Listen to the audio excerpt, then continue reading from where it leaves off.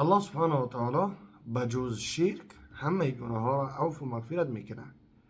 یعنی الله میفرماید لا تقنطوا من رحمت الله، از رحمت خداوند شما ناامید نشید.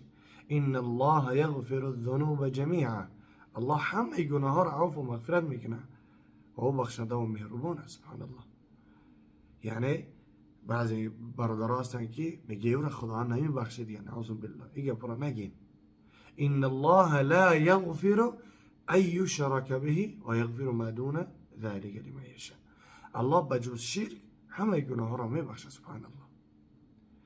در حدیث قدسی الله سبحانه و تعالی میفرماید که یا عبادی انکم تخطئون باللیل والنهار و انا اغفر الذنوب جمیعا فاستغفرونی اغفر لكم.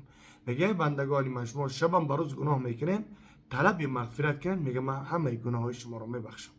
الله نگهبانتان باشه، با دیگران برسانیم. الله نگهبان.